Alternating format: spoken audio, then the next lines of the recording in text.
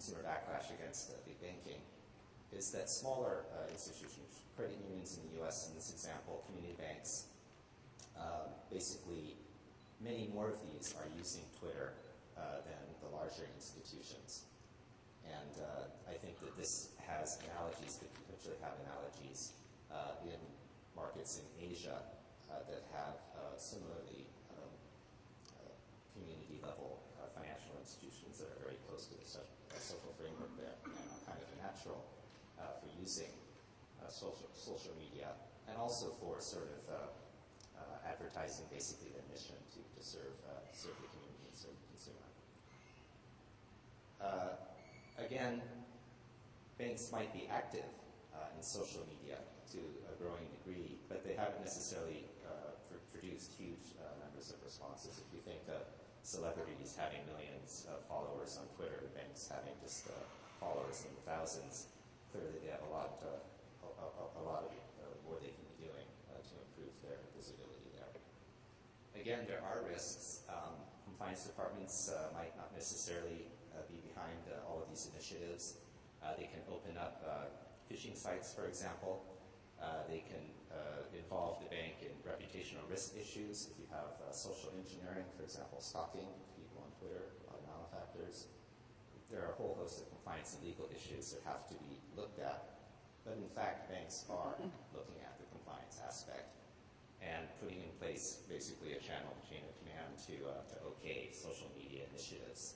So in this survey, 3/4 of banks are actually passing their initiatives through compliance and giving it a good think before they roll it out. And compliance is, in fact, the main reason why banks are hesitant about using social media. But I think it's also interesting to see that another big reason is they don't necessarily feel, perhaps the heads of marketing don't necessarily feel that they quite understand the full implications, possibilities, and methodologies in using this media. And again, there are, it's not just Facebook and Twitter, two examples I gave earlier, but there are many other forms of social media and grassroots communication out there. And bank websites actually have been increasingly utilizing some of these approaches by building their own their own communities, integrating Twitter into the bank page, and other types of approaches that are sort of going beyond just basic Facebook and Twitter.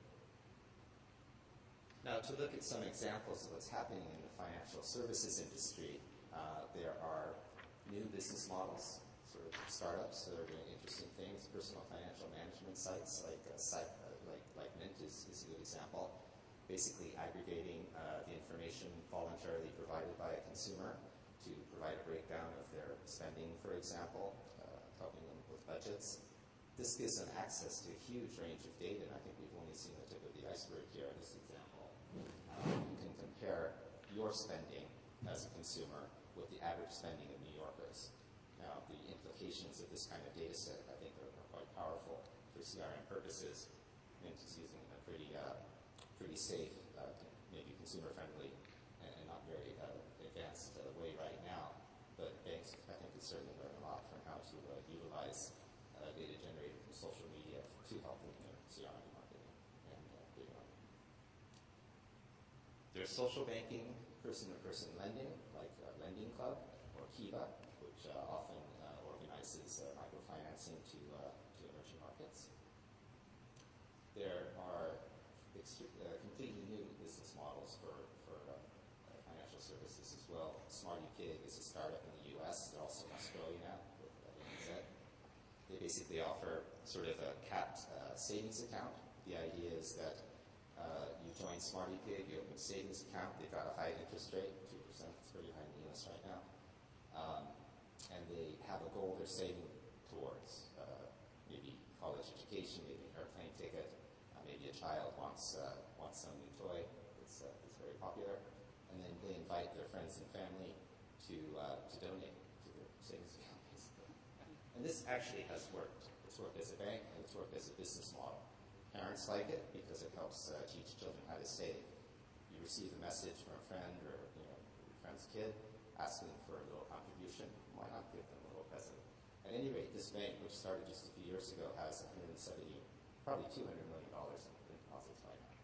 So it's actually been a very, very interesting, successful business model and quite new.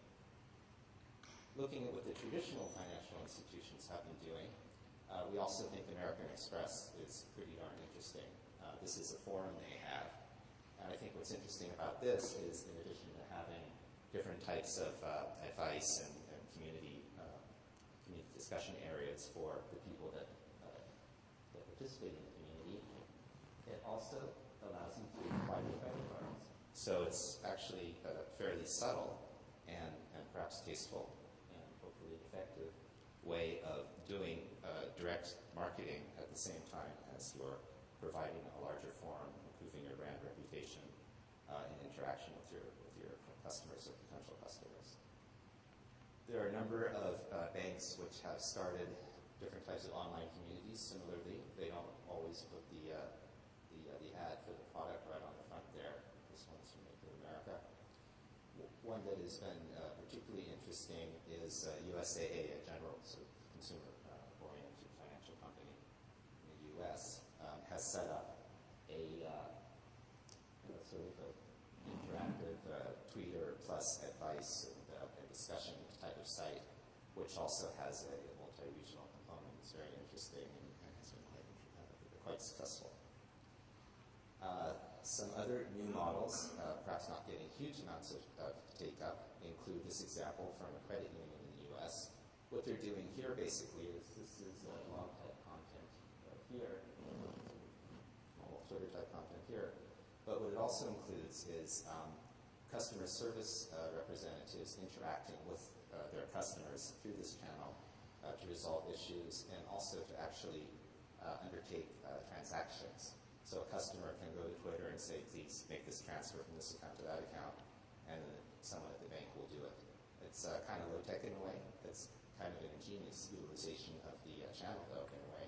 We don't think it's getting a huge amount of uptake. It's obviously not very strong on branding or all that high-tech, but it's a very interesting approach. It's definitely integrating the bank's business with social media in a very direct way, doing transactions through Twitter. We also think ING Direct is very interesting and very engaged with social media. The CEO is on Twitter. And another good example of sort of leveraging a consumer backlash in combination with sort of the mission of this particular financial institution, they have a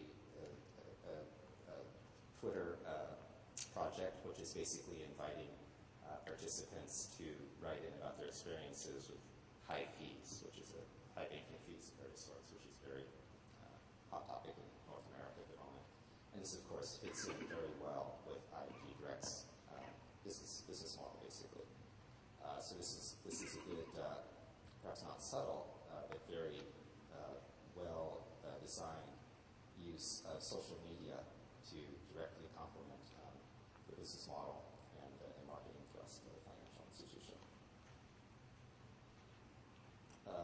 Other financial institutions have out-and-out blogs where they have quite developed content. This is a blog for banking. JP Morgan actually has a very well-developed corporate banking blog type site as well, focused on C-level executives. This type of stuff can also be quite interesting in helping build a brand.